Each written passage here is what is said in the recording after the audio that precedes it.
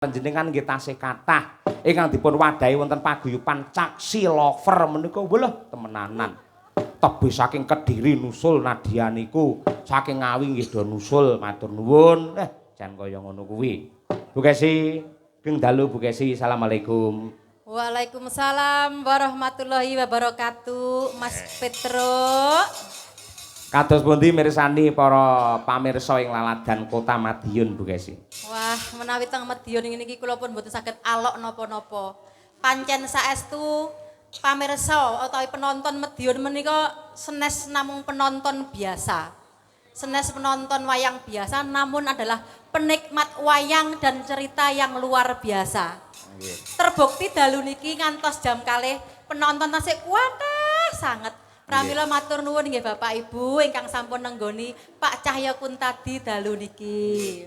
Kuwi ibuke lho sing kudunge apa biru ndok bebek iki setiap Madangkara rene mesti teko kuwi. Lah iki. Ya sak rombongan karo ibu-ibu kuwi lho. Sak rombongan kuwi kaya ngono. Wah iki wis arep narik sangu ning pinggir kene iki. Ento njaluk sangu watone gelem tak lone dadi setelika. Ayo. Ayo, mugi-mugi sehat selalu panjang umur nggih Bu nggih. Nggih. Tansah pinaringan berkah saking Allah taala. Nggih. Nembang napa Bu Kesi? Sing klasik mawon, santai mawon. Oh nggih. Nggih. Klasik. Nggih. Sinom Parijoto. Nah, Ning jane niki wau enten anak kula Caksi Lover ingkang nembe ulang tahun. Nyuwun gending antaranipun Sri Huning Mustika Tuban Sesideman mungkin kersane anak-anak kula. Oh, beres, Kula tak beres. sinom Parijoto mawon. Nggih, nggih. Ingkang nembe ambal warsa mugi-mugi tansah pinaringan panjang yuswa, sehat walafiat, murah rejeki lan barokah. Amin ya rabbal alamin. Sinom Parijoto dening Ibu Sukesi Rahayu, waranggana yang pernah viral pada abadnya. Alias sinden jahiliyah. Mboten ding, mboten. Sutresnane tasih kathah, ibu-ibu niku tasih tresna kalih Bu Kesi nggih to Bu, Bapak Ibu sedaya. Oh. Tur Bu Kesi iki umure saya tambah, rumah saku malah saya ayu, saya enom, saya cantik niku saestu. Lek mboten saya ayu, mboten cantik, mokal kula menika njur tresna terus setia kalih Bu Kesi mokal. Nggih. Apa ya ta, Bu? Hah? Tambah ayu ta, Bu? Pak Cahya pancen wedi kalih kula. Lek wedi kalih kula Bu, saestu menika Pak Sebab Cahya. apa kok wedi? Wedi no, mengke mergane lek napa nggih? Nakal ngoten niku nggih. Niku mengke mboten kula angsali tumbas rokok. Lah mak kalahe mung kalih rokok niku Pak Cahya menika. Ngoten niku. Lek mboten ngerokok pun bingung dhek. Wong wedok ayu saged dikipatke ning lek rokok wah mboten saged ngipataken Bu. Nggih. Mula sampean bejo lho, lek aku nganti kecanduan karo wong wedok, kecanduan karo main, kecanduan karo mendem niku bahaya. Yen mung ngrokok ora apa-apa. Tur rokok niku mboten bahaya. Wong ngrokoki pol-pole lara utawa sakite lek mung paru-paru. Ning lek ora ngrokok, kuwi larane malah rupa-rupa niku malah. Ngoten niku. Mangga Bu Kesi sinomipun Parijoto katur dumateng sagung para sepuh, adi sepuh lan ugi salam kurmat bekti dumateng budayawan senior ing laladan Madiun Abahe Haji Muhammad Syakirun. Mangga Bu.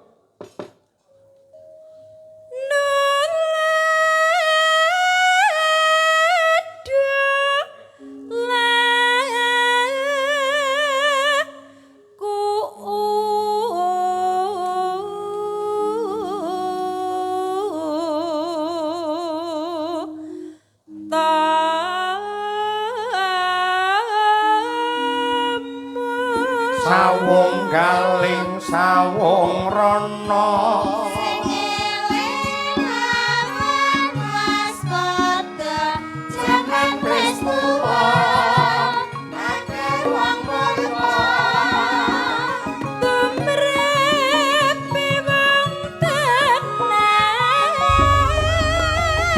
sakira asli wong Madura.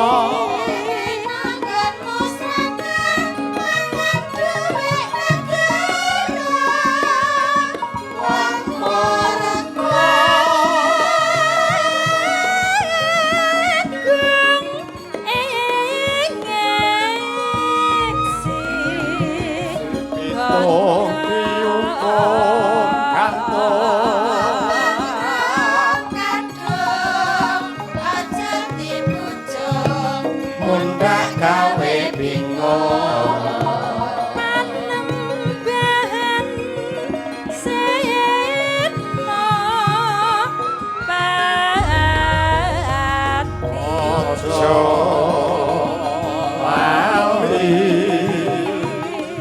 agramane lan rukune Gapati amar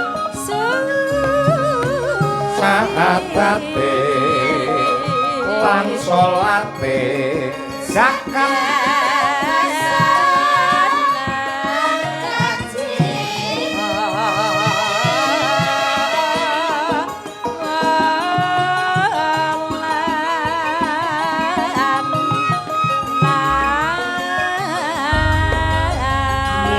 Sima dirapi walondo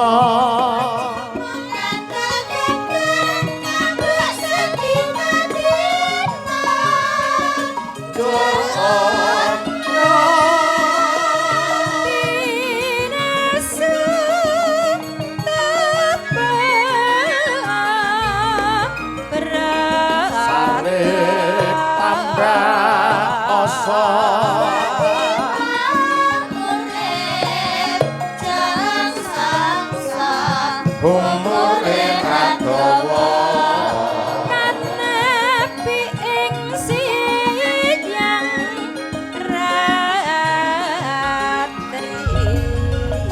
Mbak Supinter Suramanggala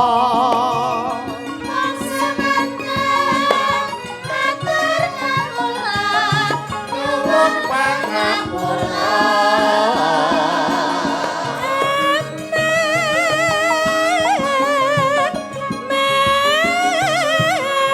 sing sayo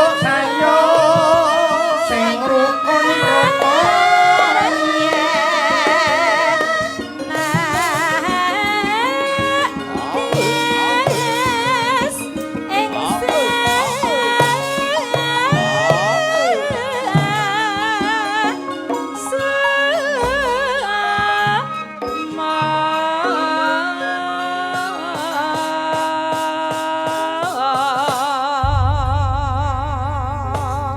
nggih